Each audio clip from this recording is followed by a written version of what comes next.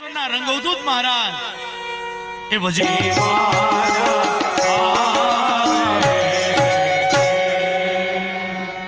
જ્યારે ગુરુ મહારાજ આવે ને તો સમજવાનું કે આપણા પુણ્યનો પુંજ હવે છલકાયો છે.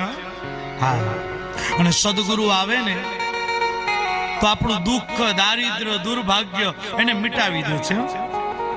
સહજ મને પ્રસંગ યાદ આવ્યો કે આપણા જ વિસ્તારનું નજીકનું ગામ ભિલોડિયા, એ ભિલોડિયાનો બાવાજી ડોડિયા કરીને એક રજપૂત જ્ઞાતિનો એક ભક્ત, એને ગાણપણનો રોગ થયો. તમને સંક્ષિપ્તમાં પ્રસંગ કહું. એટલે ગાણપણનો રોગ થયો એટલે ગામના લોકો એને નારેશ્વરના રંગવદૂત બાપજીની પાસમાં લઈ જાય છે, એને સાંકળથી બાંધેલું. એટલે બાપજીએ એ ગામના લોકોને એવું પૂછ્યું કે આને સાંકળથી કેમ બાંધ્યો છે? બોલે મહારાજ, એને સાંકળથી મુક્ત કરશું ને તો અહીંયા ધમાલ કરશે. બોલે નહીં, એને સાંકળથી છોડી દો. એટલે સાંકળ કાઢી લીધી, એકદમ શાંત થઈ ગયો. પછી બાપજીએ પૂછ્યું, કેમ રે ભલા, કેમ તું આવું કેમ કરે છે? જા, આ ઘડો પડ્યો છે ને, એ ઘડો નર્મદાજીથી જળ ભરી લાવ. બાપજીએ જ્યાં આવું કહ્યું ને એટલે સીધો જ એ ઘડો લઈને નર્મદાજીના કિનારે જળ ભરી લાવ્યો. ગામના લોકોને બાપજીએ એવું કહ્યું કે થોડાક દિવસ એને મારી પાસે રહેવા દો, પછી એને હું મોકલીશ. ગામના લોકો વિદાય થયા. પછી તો આ દરરોજ આ બાવાજી ડોડિયા એ પાણી ભરી લાવે અને બાપજીની કુટિયા પાસે જળ મૂકી દે, એટલી એની સેવા. 10 દિવસ થયા ને પછી એને સારું લાગવા મળ્યું. એટલે બાપજીને એવું કહે છે કે બાપજી, હવે તમારી કૃપાથી મને બહુ સારું થઈ ગયું છે, હવે મને રજા આપો ને. એટલે બાપજીએ કહ્યું કે હા, તને હું રજા આપું. બોલે બાપજી, તમે મારે ત્યાં ક્યારે આવશો? એટલે બાપજીએ કહ્યું કે તારા વિસ્તારમાં હું આવીશ ને ત્યારે હું ત્યારે ત્યાં આવીશ. પછી તો વર્ષો વીતી ગયા. અને બાપજી આવ્યા વજેરિયામાં.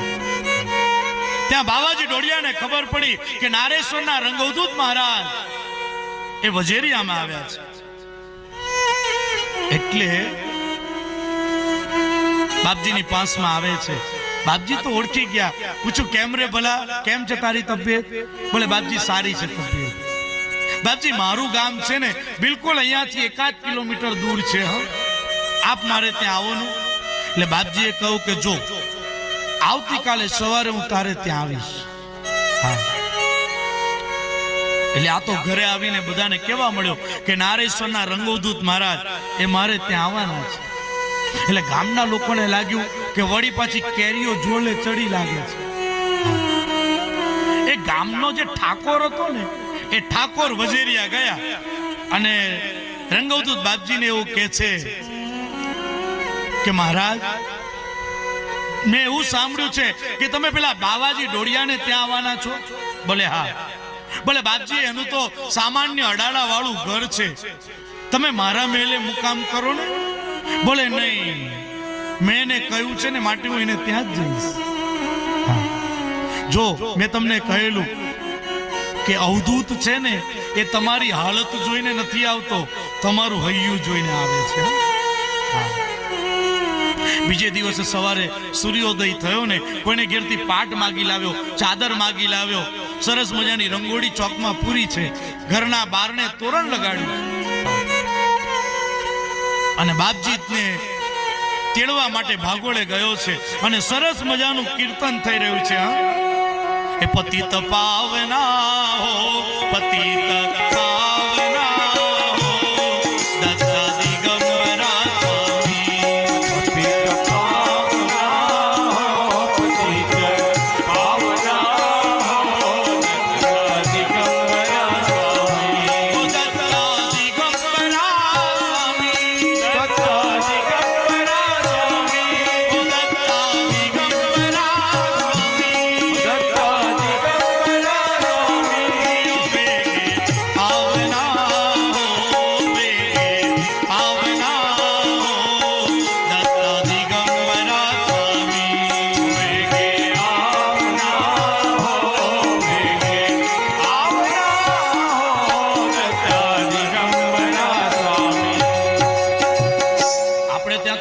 બાલાજીને આવકારવામાં આવે ને ત્યારે સરસ મજાના ભજનો ગવાય હો. અરે આવો રે હો અવધૂત મારા પધારો રંગ ગુરુજી અમારા દર્શન દો પ્યારા આવો રે દર્શન દો પ્યારા આવો રે આવો રે હો અવધૂત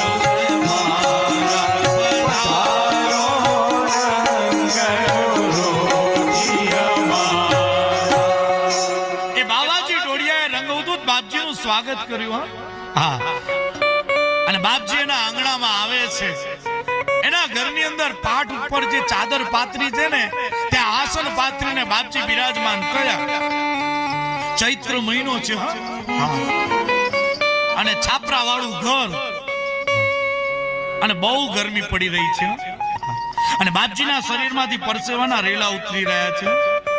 બાવાજી ડોડિયાનું અંતઃકરણ રડી રહ્યું છે કે હું મારા સદગુરુનું સ્વાગત બરાબર કરી શકતો નહીં. એટલે એક માણસને એવું કહે છે કે જા ઠાકોરને ત્યાંથી ખસની ટટ્ટી લઈ આવ. પેલો માણસ ખસની ટટ્ટી લેવા માટે ગયો ને એટલે ઠાકોરે કહ્યું કે મહારાજને ઠંડકમાં રાખવા હતા તો મારે ત્યાં મુકામ આપવો હતો ને. જ્યાં ખસની ટટ્ટી નહીં મળે દરવાજા બંધ કરી દીધા. માત્ર ઘરના દરવાજા બંધ નથી થયા, એના ભાગ્યના દરવાજા બંધ થયા. હા, પણ અવધૂત કેવા છે તો કે ભક્તના અંતઃકરણને જાણી જાણનારા છે. બાપજી એવી લીલા કરી કે ચૈત્ર મહિનો છે અને ક્ષણિક વારમાં કાળા ભમ્બર વાદળો થયા અને ધોધમાર વરસાદ પડ્યો. અને બાપજી એટલું જ બોલ્યા, કેમ રે ભલા આવે ટાળક વળીને. બસ સદગુરુ આપણા આંગણે આવે ને તો આપણા જીવનમાં ટાળક મુકતા જાય છે. આ ગુરુ તત્વનો મહિમા. ચાલો આજે આપણા જ્ઞાન યજ્ઞમાં એવા જ એક ગુરુવર્ય શ્રી મસ્તાના કુબેર મહારાજ જેઓ અહીંયા પધાર્યા છે તો એમને હું વિનંતી કરું કે આપણને આશીર્વચન આપે. પૂજ્ય મસ્તાના કુબેર મહારાજ.